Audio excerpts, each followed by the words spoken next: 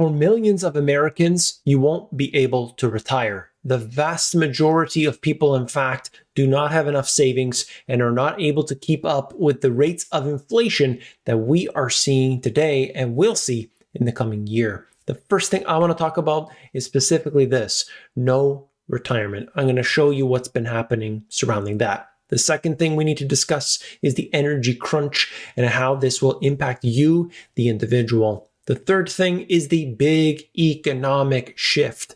So many things are happening today, and I want to bring this information to you as quickly and concisely as I possibly can. Let's begin. So let's begin by taking a look here. Changing retirement plans. More than 1/3 of Americans polled in this survey say that what has happened over the last year and a half has changed the age at which they plan to retire. Many people are thinking, I'm going to retire at 60 because I'm able to save this amount of money. I'll get off those few years earlier. I'm going to get the income from this source. Fixed income is okay as long as I have this much saved, and so on. But people get to that age and things change. You can see right here, of those who say that their plans have been changed, the most common change in both directions is an adjustment of 3 to 5 years. And then you get to that area of 3 to 5 years, and oh, it's just another year, it's just another 2, it's just another 3. Time frame for retiring later, look at that 39% saying that it's going to be 3 to 5 years. But take a look at number 2 in there, greater than 10 years, 35%. So many people have been wiped out. And it's not just this particular crisis. We have seen this during the financial crisis and so on. At the bottom, time frame for retiring earlier. Some people, 48% in this case, feel that they can retire 3 to 5 years earlier. Why? Because their portfolio has grown. For some people, business as usual. They've been working the entire time. They've seen their portfolio grow. That allows them to retire early. They speak to the financial advisor. He says, look, this is the story. And that's fine and dandy. However, for so many people, they don't have that luxury.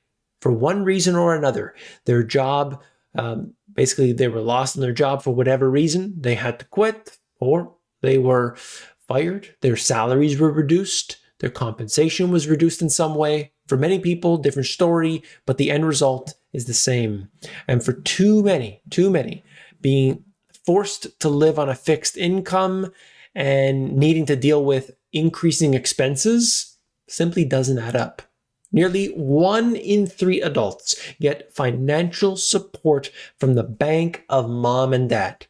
Even as the economy recovers, nearly 1/3 of millennials still receive financial support from their parents. Wouldn't that be fantastic? If money just comes to you from the sky? Hey, great stuff. Why? Because they've got the cash right now. Maybe they're sitting on a home with a lot of equity in it and saying, you can get this in 30 years from now, but, here's some cash today. And that's fine. That's great. But what does it tell you about the current scenario? Number one, that housing is too expensive.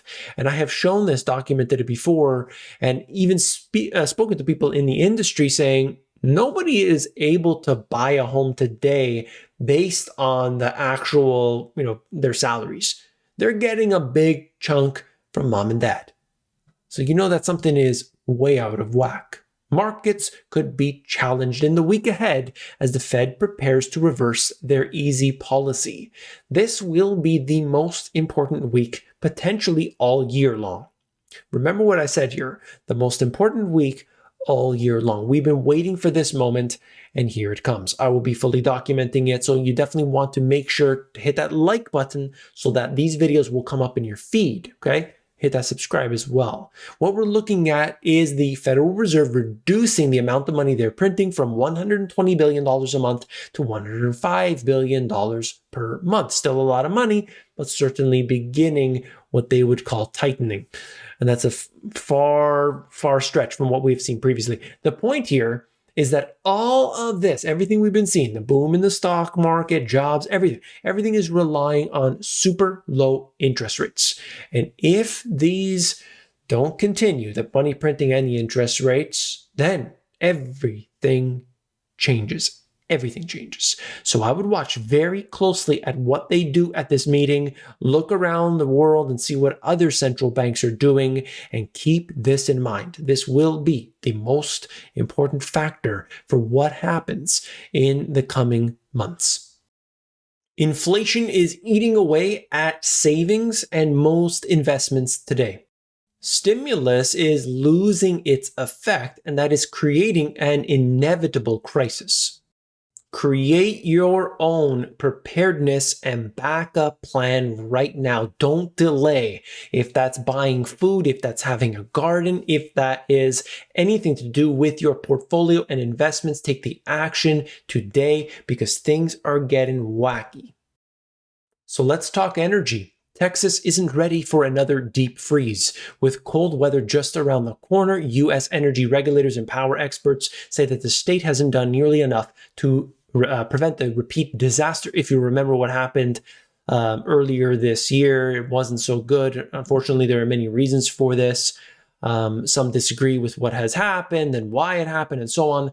But ultimately, what they're saying is the grid can handle it. We will see what goes on. They give you some images here in this article, but essentially saying, look, they haven't done enough. I don't know what's going to happen. I can't tell you what's going to happen, but the costs of energy are rising considerably. That's the key. That's the point. More people are going to be paying more money for their energy. If, in fact, there is a warmer environment, not going to need as much energy, not going to be as much of a problem, less of a crunch. But just like you've got droughts in some areas, like California, you've got hot weather in other places, and so on. All of this could be different depending on where you are, but we need to get a little bit of ease. We need that right now in many sense of the word, but it doesn't seem to be happening. Okay, they're just talking about that here. I just wanted to show you a couple of the photos that are surrounded. You could see people waiting in line outside the grocery store in Austin, Texas. People aren't ready, people aren't prepared, this is what happens. And that is the message. Texas is still vulnerable if the gas system is dysfunctional again. Regardless, you have to be ready as an individual. You have to be prepared because the grid might let you down. Don't rely on it if you can help it. While coal makes a comeback, reduced supplies stoke fears over the electrical grids. That's directly connected in with this. You have seen a surge in coal. So coal mining declined significantly because of everything that's happening. And even in this article, they're basically saying the writing is on the wall for coal. They're already doing away with it. Less money is going in. But in the meantime, as other forms of energy are getting more expensive, hard to come by, and all these problems that they're facing, you're seeing a resurgence in coal. The demand for coal is up. What does that do to the price? The price has gone up. Many of these companies have been, just unable to keep up. Canadian oil collapses at U.S. hub as refiners shun heavy crude. They don't want the stuff as much. And of course, you're seeing a big spread. That's what this Bloomberg article is talking about. You see a big spread in between. Why? Because they got to refine it. It takes a lot to refine. So Canada, being a resource nation, in this case here, not doing so well. If you don't have what they want, just because it's crude oil, if they got to spend extra money to refine it, and by the way, part of that process is using natural gas to do so. If they've got to use the natural gas is more expensive, they're going to say, forget it. We'll get it from somewhere else because somebody else around the world is willing to sell it. So watch this very closely. Not all created equal. Global Foundries CEO, we're sold out of semiconductor chip capacity through 2023. So all the way into next year and beyond. They are sold out. I mean, what does that tell you? They're sold out. Sold out. The demand is massive today. It's not just about supply chain. It's about the demand as well. These chips are going to just about everything today. Your dishwasher has a chip in it. Your fridge has it. Why does your fridge have a chip in it? Like what's happening here? Why does your fridge have Wi-Fi? Like why do I need internet on my fridge? I mean, it's ridiculous what's happening. But this is the world we live in. If you agree with me, fridge, dishwasher, stove, these things should not have internet. hit that thumbs up button. Let's just get back to reality, all right? When you want your computers and stuff, that's good to have internet on. Fridge, stove, I disagree with it, but regardless. Carriers must move 60,000 containers out of LA Long Beach by Halloween. Daily surcharge fines begin on Monday, forcing carriers to scramble. Are they going to move it? This article out of FreightWave says, nope, not going to happen. That's just the way it is. Look, imagine that. $2.6 billion loaded onto containers at the Port of Long Beach. Just sitting there. $2.6 billion worth. You can see that. Carriers were put on notice this week when the ports announced that a daily surcharge of $100 per container will be levied. Did this light a fire and surge of containers being moved? Nope, didn't happen. Because it's just not the point. That's not what's happening right now. It's not a matter of, just leave the containers there, who cares? There's many other things happening. We have an emergency harbor meeting this Friday to vote. I need to see progress on the movement of loading containers. We need to show America that we are doing whatever we can to get the trade moving. But is it happening? I don't know. I've heard just about every excuse in the book. I'm not sure what to believe, but certainly there are many issues at play. The California Environmental Quality Act was designed to protect air, water, and open space, but it has become a tool for blocking new urban housing and even construction designed to get homeless residents off the sidewalks. It didn't take long for Southern California housing advocates to draw the parallels to the port debacle.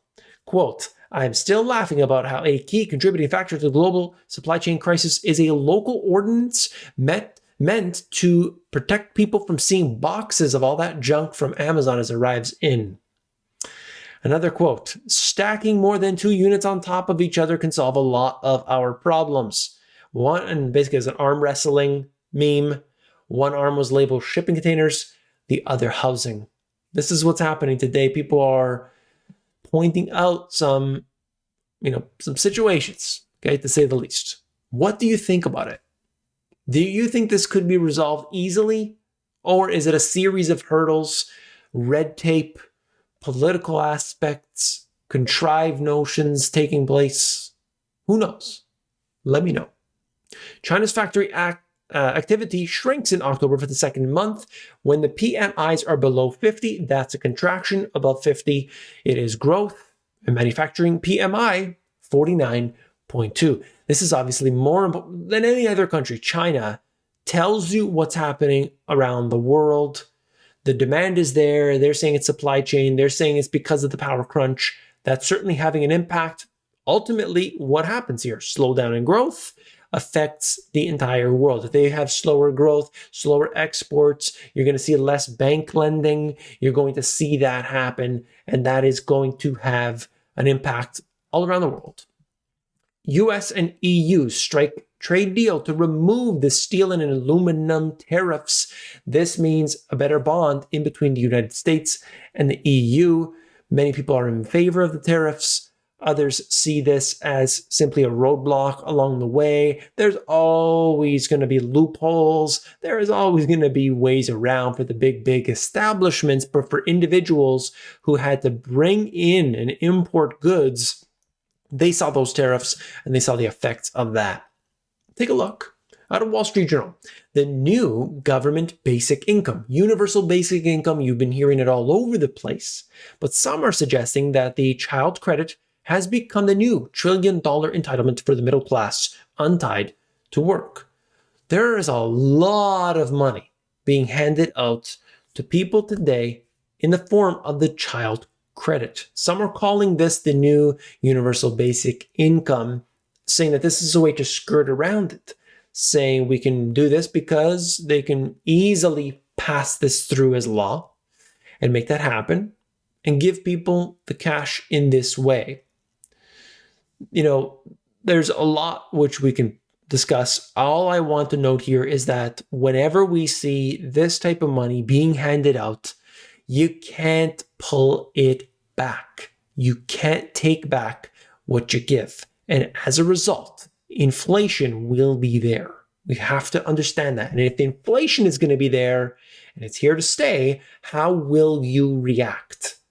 Think about it, okay? And there's just basically this talking about the fact that Airbnb, the costs of which are soaring. Why? Because people have to go, in London, by the way, people have to move back into the cities, and they're doing so only temporarily because they're not so sure what's going to happen this winter. Are there going to be closures? What's going to happen?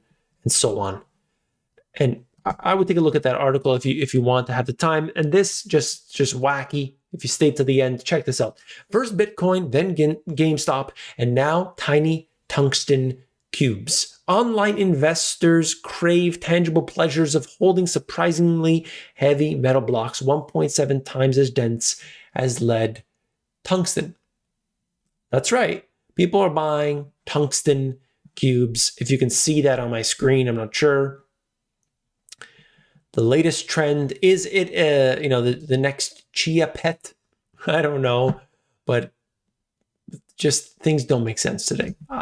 Things don't make sense. So anyway, I'm going to end the video there. I hope this was informative to you. If it was, hit that thumbs up button. It's right down below. This supports the channel. It makes it more likely for these videos to end up in your feed. I got lots to come. Big stuff coming along. You definitely want to hit that. Hit the subscribe button as well. If you haven't seen this video yet, you definitely want to check it out, all right? Click it, and I'll see you there.